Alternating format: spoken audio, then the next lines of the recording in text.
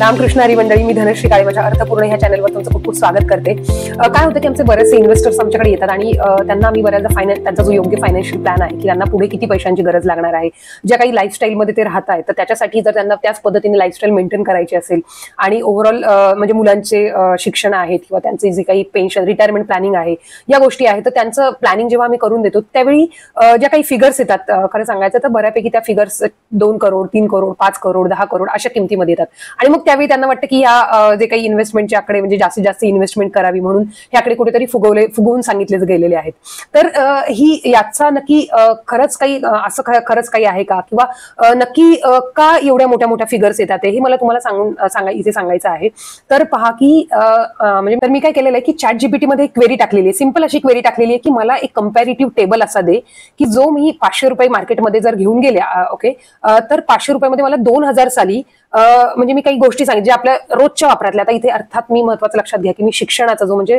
शिक्षणामध्ये प्रचंड मोठे इन्फ्लेशन आहे, म्हणजे जवळपास 10 ते 12% इथले जे फीज असतात त्या वाढत चाललेल्या आहेत आणि मेडिकल फील्ड याच्यामध्ये देखील खूप मोठे इन्फ्लेशन आहे। त्यामुळे तर या दोन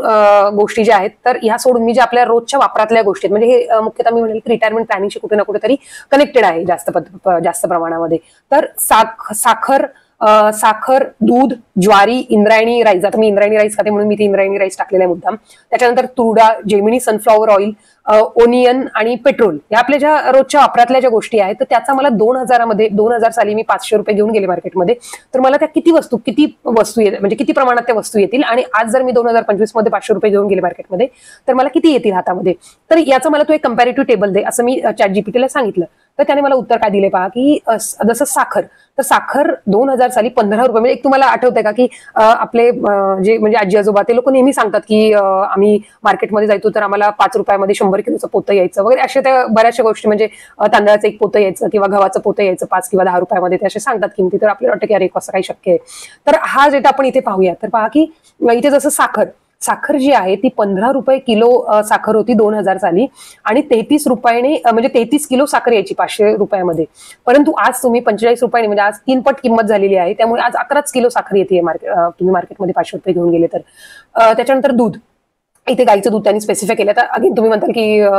चितळेचं, आता मी चितळेचं दूध घेते म्हणून 56 रुपये लिटरने इथे 70 रुपयाने रेट आणि ऍव्हरेज ChatGPTला जो काही ऍव्हरेज रेट मिळाला असेल मे बी कंट्री डिलाइट वगैरे कुठलं तरी आणि ऍव्हरेज केलं असेल याच्यामध्ये तर 70 रुपये लिटरने दूध धरलेलं आहे याच्यामध्ये आज 2025 चा रेट आणि 2000 मध्ये त्याचा रेट 10 रुपये होता। तर मी 500 रुपये मार्केटमध्ये घेऊन गेले तर मला 50 लिटर दूध यायचं त्यावेळी, जे आज फक्त मला 7 लिटर दूध येतंय ओके 500 रुपयामध्ये, कारण 70 रुपयाने रेट वाढले म्हणजे 7 पट दुधाचा रेट इथे वाढलेला आहे। त्याच्यानंतर ज्वारी जी 8 रुपये किलोनी ज्वारी होती ती आज जवळपास जी आहे ती 6 पट जवळपास याचा रेट वाढलेला आहे। त्यामुळे मला जी 62 किलो ज्वारी आहे जी 500 रुपयामध्ये ती आज 11 किलो ज्वारी येते। तर असं प्रत्येक म्हणजे इथे शुगर, त्याच्यानंतर दूध, ज्वारी, इंद्रायणी राईस जो आहे जो 18 रुपये किलोनी होता जो आज जवळपास 70 रुपये किलोनी झालेला आहे। त्यामुळे मला जे 27 किलो ज्वारी इंद्रायणी राईसचं पोतं यायचं ते आज मला फक्त 7 किलो तांदूळ याच्यामध्ये येतोय। त्याच्यानंतर तुरडा जी 30 रुपये किलोनी होती, जी 16 किलोचं पोतं यायचं त्यामध्ये 16 किलो यायची ती आज 140 रुपयाचा रेट झालेला आहे, म्हणजे जवळपास ही किंमत जी आहे ती 5 पटीने जवळपास वाढलेली आहे आणि त्यामुळे मला फक्त 3.5 किलोची तुरडा याच्यामध्ये येते। तर असं प्रत्येक याचा इथे रेट दिलेला आहे, तुम्ही पहा की तुरडा आहे। त्याच्यानंतर जेमिनी सनफ्लॉवर 40 रुपये लिटरने जे जेमिनी सनफ्लॉवर होतं ते आज 150 रुपये लिटरने सनफ्लॉवर आहे, जेमिनी सनफ्लॉवरचं तेल आहे। त्याच्यानंतर कांदे जे 5 रुपये किलोने कांदे होते ते आज 35 रुपयाने रेट सुरू आहे आणि पेट्रोल जे 23 रुपये लिटरने पेट्रोल आहे, पेट्रोल यायचं 2000 साली ते आज 110 रुपये लिटरने पेट्रोल येत आहे। त्यामुळे आज 4.5 म्हणजे आज 500 रुपयाची तुम्ही नोट दिली तर फक्त 4.5 लिटरचं पेट्रोल तुम्हाला भरता येणार आहे, जे 2000 साली 21 लिटर पेट्रोल आपल्या म्हणजे टाकी फुल व्हायची एक दुसऱ्या भाषेत सांगितलं तर सांगायचा मुद्दा काय की आपल्या पैशाची पॉवर म्हणजे शेवटी पैसा आपल्याकडे येतो म्हणजे काय की त्या पैशाची बाईंग पॉवर काय आहे, मी किती गोष्टी त्याच्यामधनं पुढे खरेदी करू शकणार आहे हेच इथे आपल्याला कुठे ना कुठेतरी आपल्याला कळतंय। तर इथे आपल्याला म्हणजे समजते काय की मी जे काही इन्फ्लेशन आहे तर हे का होतं म्हणजे पैशाची किंमत कुठे ना कुठेतरी कमी होते, म्हणजे काय की इन्फ्लेशन जे आहे ते इथे कुठे ना कुठेतरी आपल्या पैशाची किंमत कमी करते आणि म्हणूनच आपल्याला योग्य ते आर्थिक नियोजन जे आहे इथे करणं अत्यंत गरजेचं आहे। आता मी तुम्हाला एकदा डायरेक्ट जे आहे ते इन्फ्लेशन म्हणजे आमचा जो काही एनजे वेलची जी काही वेबसाईट आहे त्याच्यावर हे डायरेक्ट इथे व्हॅल्यू मिळते की आज जी मी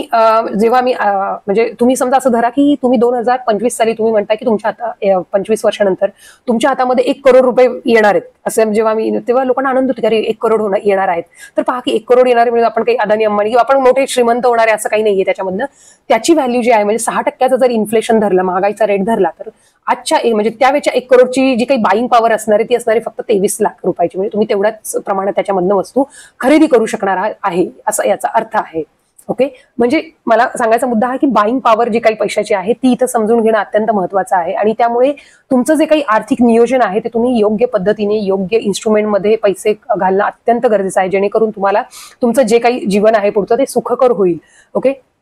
तर हेच मला इथे तुम्हाला सांगायचं होतं की पैशाची व्हॅल्यू 1 करोडची व्हॅल्यू इथे 23,29,000 होती, कारण ती इन्फ्लेशन जे आहे ते 6% इन्फ्लेशन इथे आपण कन्सिडर केलेलं आहे आणि त्यामुळे ती बाईंग पॉवर जी आहे ती 23,29,000 पर्यंत येते. तर आशा करते की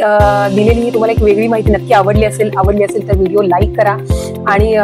शेअर करा तुमच्या मित्रमैत्रिणींमध्ये, चॅनल सबस्क्राईब करा. धन्यवाद.